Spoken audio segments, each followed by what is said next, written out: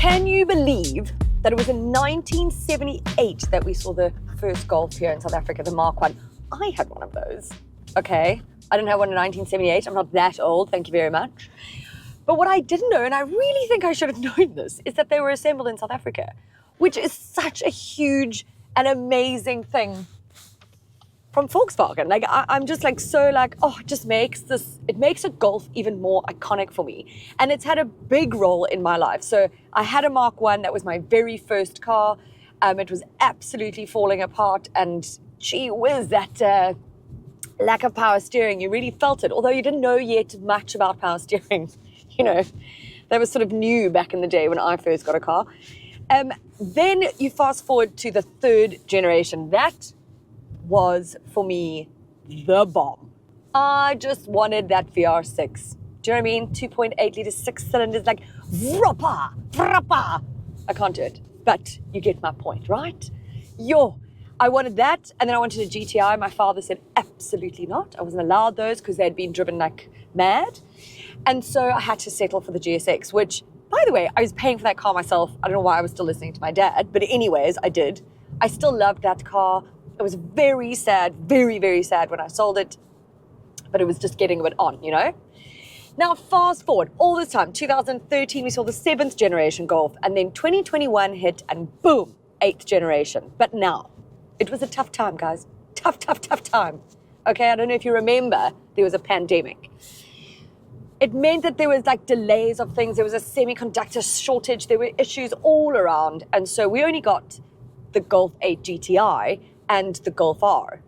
But now, all these years later, we finally have the sort of classic, basic Golf that has arrived with an update. So there is the Golf Life, the Golf Life Plus, which is what I'm in, the R-Line and the R-Line Plus. So these are all the ones that sit below, obviously, the GTI and the R. So if you don't want just crazy ass performance, this is your sort of your day-to-day kind of Golf. For the people like me, who if you wanted a Golf, probably could only afford these ones. Okay, not even sure if I could. Now, the update, a Golf still all these years later always looks good. Any generation of Golf you look at, but especially this update, it's all sharp now. It's much sharper in the front and the rear. You've got new LED headlights. It's also the first time that we're seeing the VW badge illuminated. It looks super cool. It's hella fancy. And those new LED headlights are so distinct. It's so iconic in a way. When this drives up behind you, it looks so wonderful. And in fact, this is a bit random, but where I park my car, my kitchen sort of looks at the bonnet of a car. And if I press the buttons or anything like that, it looks so cool. I keep doing it. I keep going to get the key fob and like pressing on because then the lights come on and it just looks super fancy. Very good looking car still. Turning heads, you know?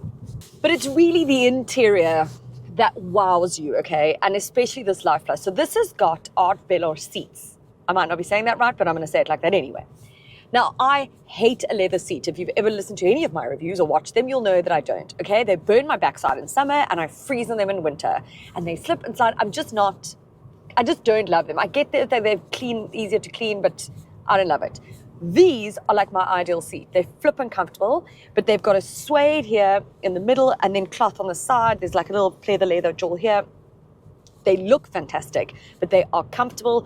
I think practical, probably not with suede, but I don't care because they look wonderful and feel so nice. And I'm not freezing my backside off right now in the middle of a Cape Town winter on leather seats.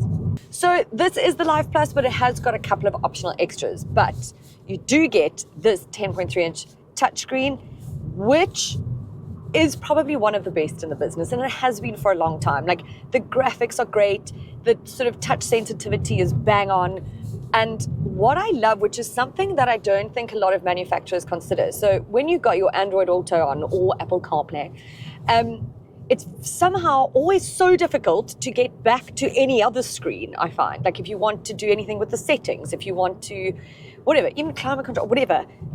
The buttons all at the top here, you can exit Android Auto to a degree, whatever, and then just press it back on. Fabulous. You can click on your settings, great. It also has extra buttons down the bottom here, 4 ones for your climate control and stuff, and then also at the bottom of the screen. Don't always love that climate control's in a screen and all that it jumps up and then blocks your Android Auto, because sometimes you're reading the map, and you need that. But it's still better than just about all the other systems I've sort of come into contact with. The other thing that is great that VW listened to is everybody was hating those haptic buttons on the steering wheel, and so now you've got like normal clinky clonky plicky plocky buttons, like dunk duck druck, a druck button. And then up here, these ones are still haptic, and actually they work fine. Slide up and down. I don't actually often use them, I find, anyways. So that's up here. This is for like temperature and volume, but this I'm using for Vil, Also got a 10-inch digital cockpit up here with all the great information. Again, graphics are great. It's going past a very noisy bike. And then for optional extra vibes, there's a tilting sliding sunroof for like 19,000 Rand. What are you thinking? I hate a sunroof, but okay. But I have to say, it's weird. When I was filming the exteriors of this car, there's something about a Golf that doesn't make it a Golf if it doesn't have a sunroof. And certainly like a sliding tilting one. I don't know what it is. It like looks like it's part of the package. It always should have a sunroof. So I'm glad that this one does. This has also got a Harman Kardon sound system, also optional, with sort of 8 speakers, 8+1 speakers or whatever. The Life comes with 6 speakers. Obviously, it's not a Harman Kardon. So you can add to the car if you like. As you know, with Volkswagen, there's so many optional extras, which you need to be careful of because it starts to rack up. For instance, so the Life is at around 580,000 Rand. This comes in a standard at 604,000 Rand. But with the optional extras that I've mentioned, and there's a few others, like this rides on 18-inch alloys where the standard is 16, it pushes it up to just over 700,000 Rand. So, I don't feel like I need all the extras because I find that already it's sort of spec'd sort of efficiently and enough for me. But other peeps might disagree, and so they want to add on to it. One thing you cannot deny is the quality of this build. It's like you just know that this isn't Volkswagen's first rodeo. Do you know what I mean? You don't get through 8 generations of a specific model without it being pretty damn excellent. And so everything is lovely. Even the doors feel nice when they close, and everything. It just, it's going to last, and I don't know what that was. Maybe a message. But also the other thing is, now bearing in mind that this was built like 2020, basically, 2021, that vibes. And it's still so modern. It's like it was ahead. Like even the little gear stick that I actually quite love down here makes everything sleek, everything minimal, all looks very modern. And it just goes to show that the modernity of this car, again, not sure if that's a word, but I keep using it, is standing the test of time. So that's something you want. I got angry about that.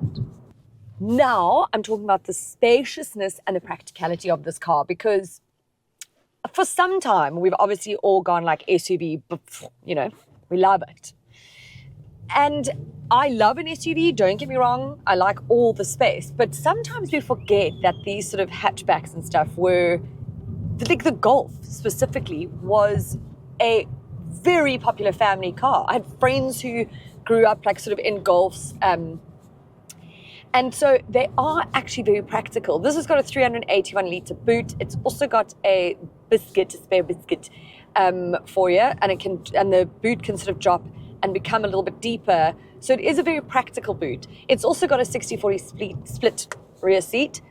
But what's more fun and just really takes me back is in the center of the seats is those like, I don't know what you call it. I see Chiro called it like a ski hatch the other day. And I think that kind of is apt. It's like a center console that like goes straight through to the boot.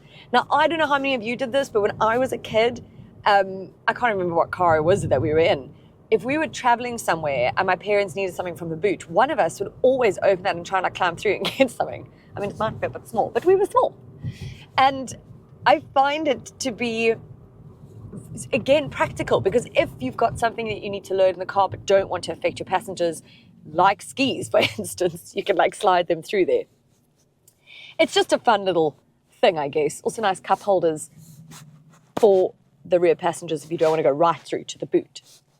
So from a safety point of view, you've got 7 airbags, electronic stability control, traction control, you've got ISOFIX. And I think one of the things that I don't often speak about necessarily or consider is the fact that this has got 3 seat belts and not a lap belt in the middle. And the reason I bring this up is because on Father's Day, I was chucked into the back, into the middle, which I'm not used to being. I'm normally the driver. But anyways, my mom was driving her car and my dad was in the passenger seat and we were in the back with Luca. So we were in the back, I was in the middle, not of this car, right? The car that we were in, is my mom's car, had a lap belt.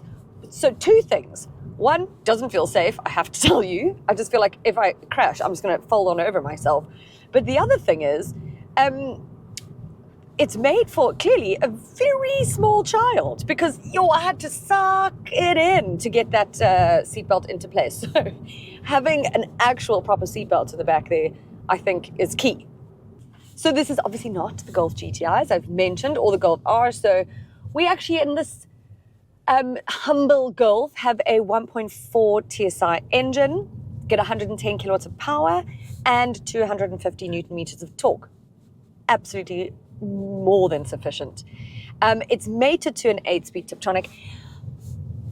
The only thing I've noticed is there's an ever so slight delay with this transmission when you put your foot down. I think you get used to it, but it is sort of something to bear in mind. Like if you're about to enter a circle or you quickly want to, from standstill or whatever, it's going to take a bit of a delay and then it's going to kick in. But other than that, like you can't actually fault the refined drive of a Golf. This also has a claim fuel consumption of about 6.3 liters per 100 Ks. I've seen about just under 7, which I think is really good. Kind of just means that, they're close to what they're claiming. And again, this is the kind of car, a family car, that the fuel consumption should be low. And you want it to remain low. The only thing I'd say about the ride quality is I wouldn't ever put on 18-inch wheels. I just wouldn't, because I think it does affect the ride quality. I would stick with the 16 and I think it looks nicer anyway, or it looks fine. So that's just something to consider. What this car sort of does for me is take me back to like a simpler time when family cars were just that, like practical, spacious, sort of fuss-free and easy and comfortable and refined and built well and safe. And this is all of those things, all of it. But we forget, I think, sometimes to consider these as family cars because of the SUVs and, you might want a bit more space, etc. But it's not often the case. You don't always get a bigger boot. Many SUVs with a boot size the same as this one. So, But in general, I think this is a great sort of practical and comfortable car to consider. And yes, it is expensive in terms of looking at cars, but cars are expensive at the moment. And if you don't want to spend as much, you can get the Golf Life or even the Life Plus and just not add the optional extras if you don't want to spend that much. You don't want to push so far. But what you will be left with is a fantastic, another iteration of the Golf, another fantastic iteration of the Golf. Can't really go wrong with it. Do you know what it is? It's a fabulous runaround. I've got Luca's car seat in here now, dropping him at school and fetching him from school and going to the grocery shop and whatever is so nice because it's so simple. It's so easy. I had an SUV at the same time I had this Golf, and this is the car that I would take to the shop every time. And if I had to go anywhere, every time, this is what I took. Psh, smashing it.